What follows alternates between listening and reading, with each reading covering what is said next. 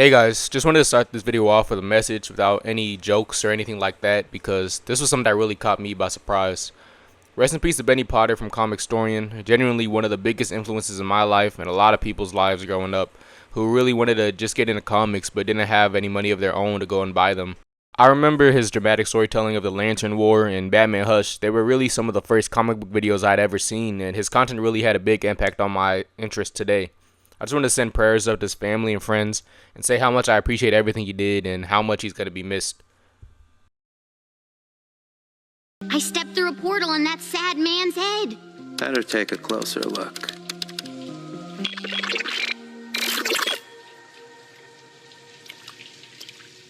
Now what? Over the past couple years, we've seen a lot of ups and downs inside the animation community.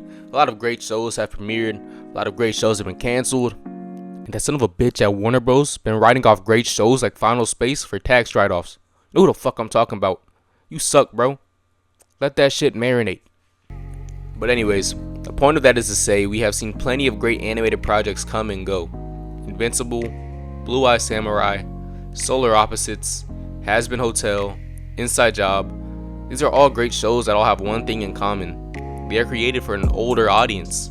Adult animation, for the most part, has been on a roll lately and have been offering plenty of variety for shows so you're not getting the same shit over and over again.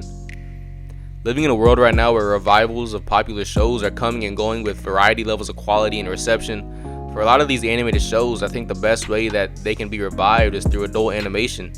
And I'm using adult animation in a broad sense because what I really want to see and what I really mean is just more mature content. But y'all know I'm not just going to say all this just to not back up what I said with some examples. First, run my shit. Boy, can't you see? I'ma hold you down. Don't play with me. Come and have me. What do you want from me? I want it to end. Aren't you tired? Wouldn't it be great to be free of all of this? Go, go, go! Samurai Jack is the first show that I can think of that followed this format and I watched it succeed in real time.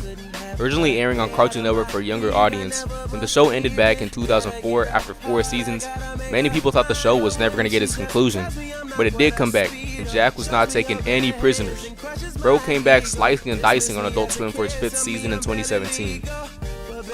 On Adult Swim, the show was now able to be as dark as it wanted to be. They could show blood, they could cuss, and do more mature things that kids watching Cartoon Network were not suited to see. But although it did show some blood, it didn't dive into the gore or harsh language as many would think. The show being on Adult Swim did allow Gandhi to tell a more mature story. Aside from a divisive ending, the 5th season was a success. Having the show end with Jack losing his girl is crazy timing, dog. This show was able to age with the original audience, and it gifted them with seeing a final season of the show that didn't have any of the same restrictions as it did when they were younger. Finn, are you sure about... Fiona and Cake is also an example of a show aging with its audience. Still set in the fun, whimsical land of ooh, they were able to be more violent, use more adult language, and tell more mature stories. But unlike Samurai Jack, this show aims for that young adult crowd, but still being rated TV-14 so that younger audiences can still get into and enjoy this show. The show really exemplifies what I mean when adult animation is really just a broad scope of things, because this show is still mature and targets that young adult crowd without being overly violent or crude like a lot of studios think adults want in animation. The series was able to take itself seriously without having to force overly mature content on the audience, just to verify its place in the context of adult animation. Fiona and Cake took elements from the original Adventure Time series and put them in the show while aging up the themes and imagery for its older audiences, but it never felt like a crazy different world than the original run of stories. Every character felt like a natural progression of who they were in the original series, but now we get to see some of those more personal issues and flaws that kids probably didn't want to see back during its original run, like depressed Simon, insecure Fiona, and bloodthirsty Finn were not on the list of things I expected to see in this series. But that doesn't make those things not great. Looks like Magneto and Rogue have the Danger Room next. Oh, and all tomorrow too. Wow. Rogue's really training her stamina with the new boss. Seriously, why are we even here? No one's taking this stuff in broad daylight. We're taking this stuff in broad daylight. Two comic book shows that are continuations of older shows but still are able to tell the same kinds of stories, but just in a more mature way than the previous iterations were able to. Damn, using that word mature way more than I thought I would. But it's honestly justified, and I think if any kind of show deserves to be in this adult animation spectrum, it is definitely comic book shows. There are plenty of darker storylines from the comics that honestly wouldn't have been able to make the cut on the previous Fox Kids network or Cartoon Network that these shows originally aired on. In X-Men 97, we watched the genocide of a highly discriminated group of people. We really saw characters deal with grief and the struggle of holding on to their own values and how they stand up to bigots and discrimination for just being different. While we do see kids shows talk about some of these kinds of things, I don't think they have ever been as direct as it was in X-Men 97. In Young Justice, we saw the trafficking of humans across borders who were then sold into slavery. That's really not an exaggeration. Metahumans are literally sold to be slaves to other countries and planets. See the geopolitical tensions and how they affect people trying to use their powers to help, but they can't out of risk of war breaking out. We see a banished prince literally overthrow his government and kill his previous king who had him exiled. People might not like Young Justice as much in the later seasons because they include people of the LGBTQ community, and honestly, you know what y'all are. A bitch. And look, if you have your criticism of the show, that's valid. I'm not tripping about that. But people blaming the show because they got quote unquote woke, y'all tripping, bruh. Just straight tripping.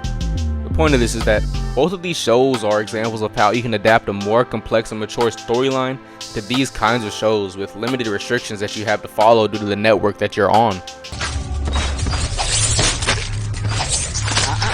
Hasn't anyone ever told you not to play with guns? Hasn't anyone told you? With plenty of shows looking to be making a comeback like Regular Show, Avatar, maybe Gravity Falls, and hopefully Ben 10, I think more mature adult animated series should be the way to go.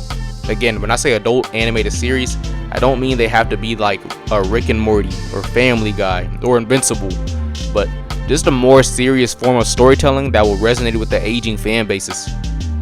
They do not need to heavily rely on gore, foul language, or crude humor, but they can use these elements to help move their story forward. I mean, we've seen a more mature version of Regular Show with Close Enough. Recently, Cartoon Network moving My Adventures with Superman over to Adult Swim was probably one of the best things it could have done, allowing the young adult audience to get into the series without having to worry about the restrictions that the show being on Cartoon Network would have had on it. I know it's not a revival, but this is the type of series I would like to see a lot of with these revivals.